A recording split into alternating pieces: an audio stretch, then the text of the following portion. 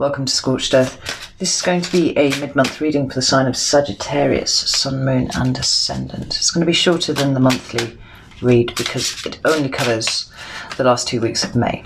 So it's not going to be as in-depth. It's designed more as an energetic snapshot of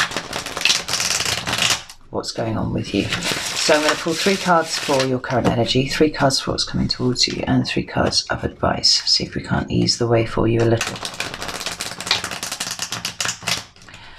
And I'm going to try not to pull any clarifiers, but, you know, if I need to break my own rule, I will. I'm using the Tarot Illuminati today, which is rather odd because I haven't used this in months, but it kind of jumped out at me as the one that I was going to be using for this reading, so go with it. So, I have 3 cards for Sagittarius' current energy, please. Ooh.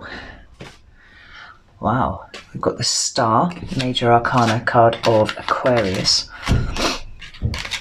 I really like that for you, Saggy. 2 more cards for Sagittarius plus current energy.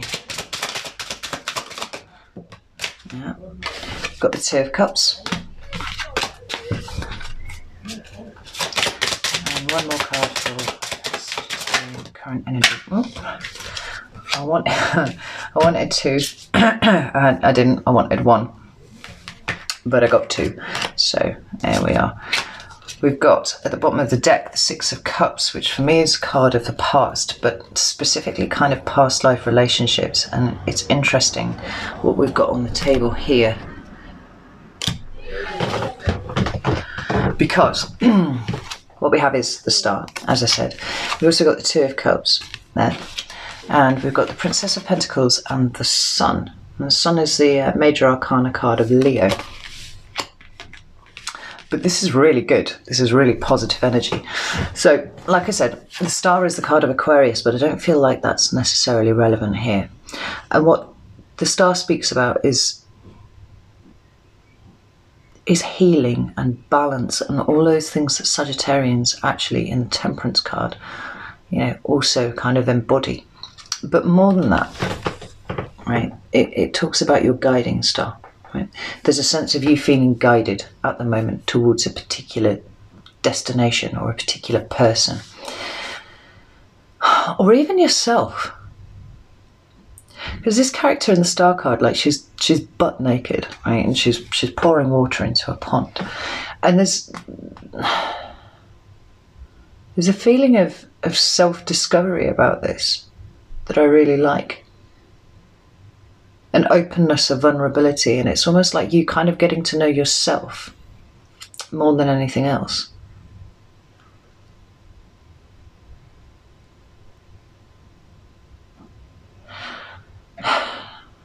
And interestingly, the next card that you've got is the 2 of Cups, right? And I say it's interesting because obviously in the Star, the card of Aquarius, the water bearer, she has 2 vessels. Okay? Now, it's not the vessels that indicate, you know, relationships and stuff like that. It's the water that's contained within. So she's got 2. And on the next card, the couple depicted have a cup each.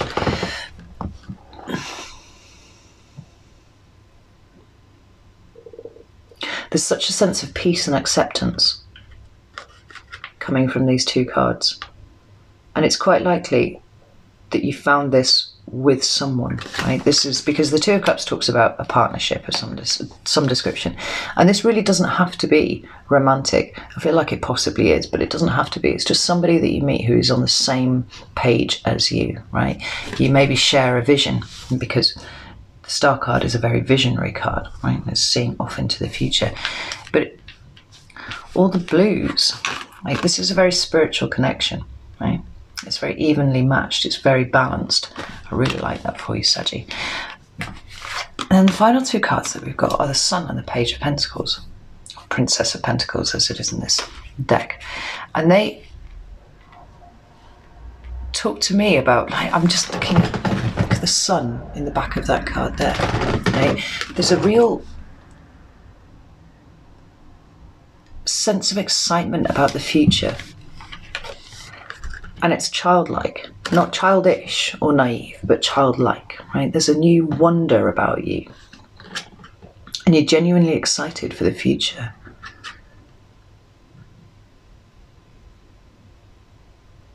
It's like your life has lit up in a way that you didn't think it could.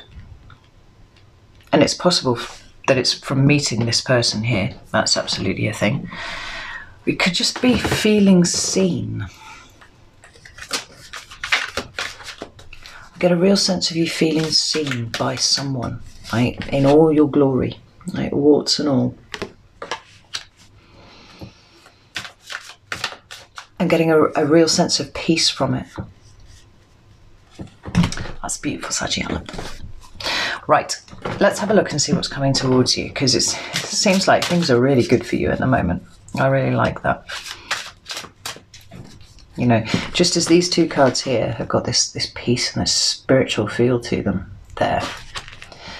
So these two share similar hues of passion and excitement going forwards. Right. Oh, love it. Right, what's coming towards Sagittarius? Oh, okay. What's coming towards Sagittarius, please, for the last 2 weeks of May?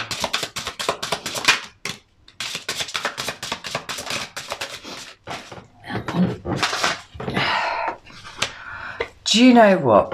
Oh, actually, let's get the last card out and I'll say what I'm going to say about that. Ooh, and there it is. The World. Wow. Okay. That's really interesting. So, you've got two major arcana coming towards you. This is a big deal. When you see what they are, you'll understand why it's even bigger a deal, right? We've got the Seven of Swords here, which is a card that speaks about deceit and betrayal and deception. And we can talk about other things as well, and talk about taking risks.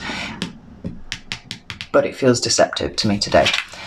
But the two cards after that are the Wheel of Fortune and the World. Now, I kind of knew that the Wheel of Fortune was going to come out anyway, because it's come out for every single fucking reading that I've done this week, right? I don't even know what day it is, but like I've done more than half of the readings and the Wheel has come out for every single one of them. So I knew it was coming.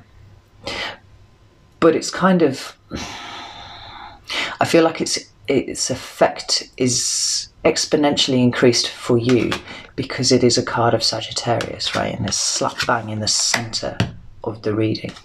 And then we've got the World, right? Massive cycles coming to an end. So I'm going to pull a clarifier for the Seven of Swords because that seems odd placed there. But I feel like it's the behaviour of somebody else. Right, either the discovery thereof by you of it, or you know, it just happening, that is kind of bringing in the energy of the Wheel and the World. Tell me about the Seven of Swords. Ooh. It's the Wheel of Fortune there again.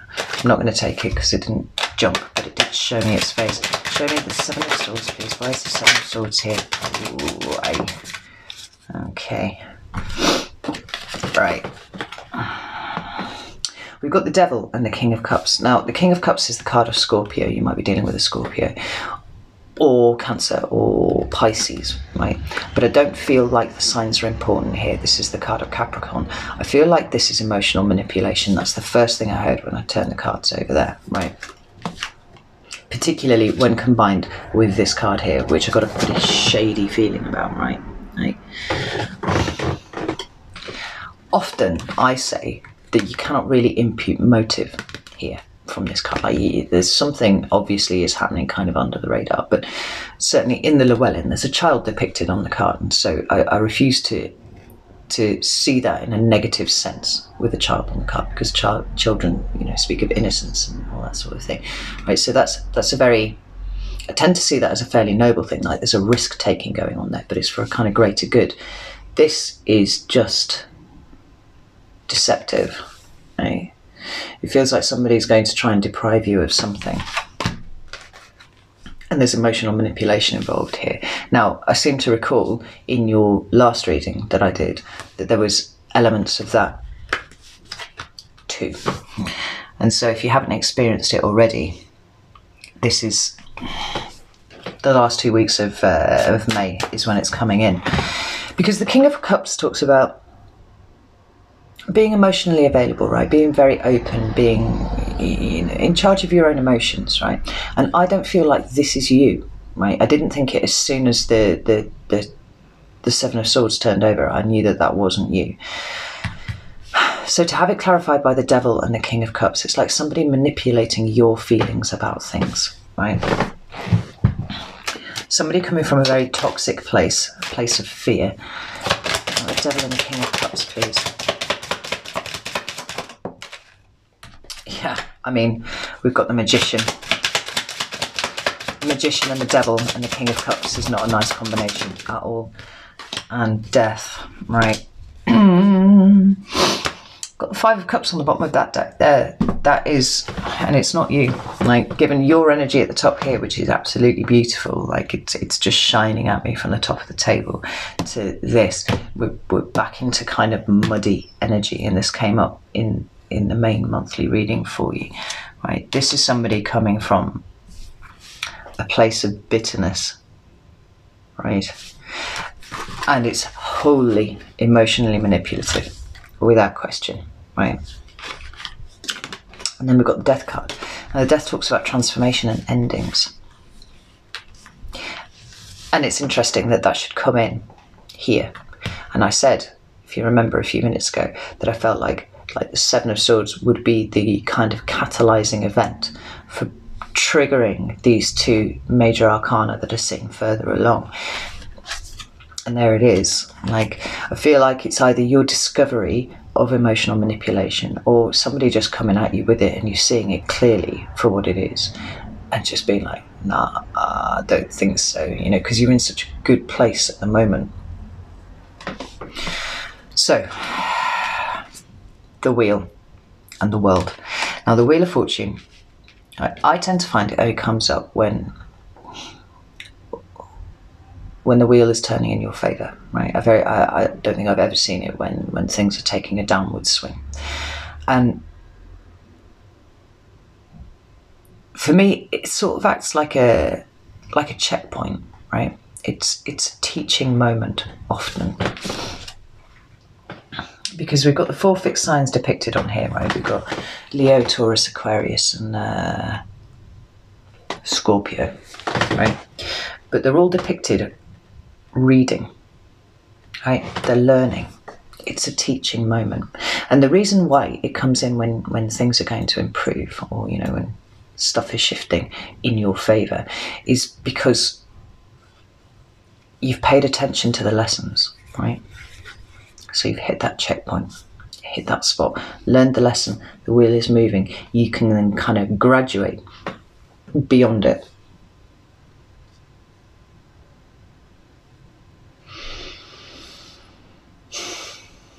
And it feels like the teaching moment for you actually is this kind of dirty energy that's on out here. It seems like, you know, there's very clear emotional manipulation here. Where you once might have given someone the benefit of the doubt, I feel like the teaching moment for you is seeing it in crystal clarity for what it is, right? Absolute crystal clarity. And it brings in a monumental ending. Like, this is a proper end of a cycle. From here, you go to the Fool. You know, your eye is already turned toward the future, right? But if there was any residual doubt in you whatsoever, it's falling by the wayside. Right? You're seeing a situation for exactly what it is. You're learning the lesson for exactly what it is. Like I said, because the Wheel is a card of Sagittarius, it feels like it's kind of amplified very, very strongly. Right? Not the world.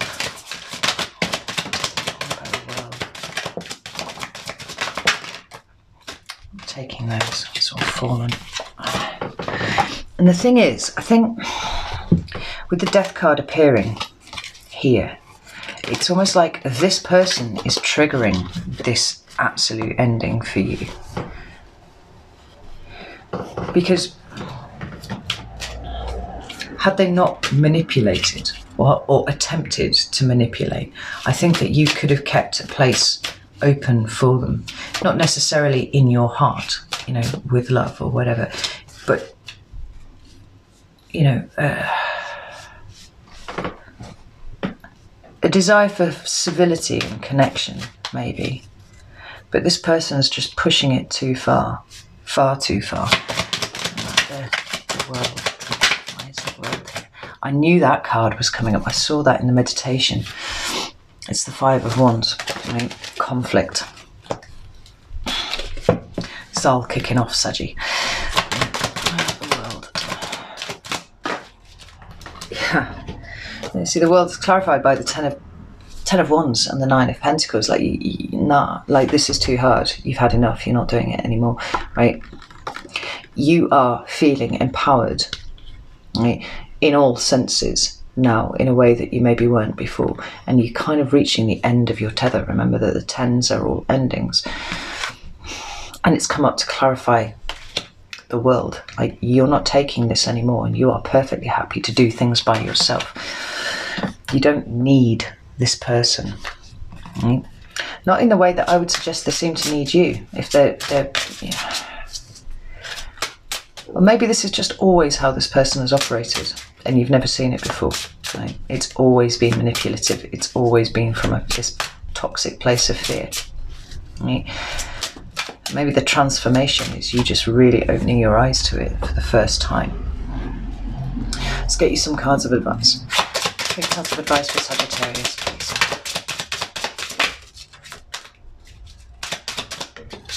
There's one. 4 of Wands. Wow. Advice for Sagittarius, please.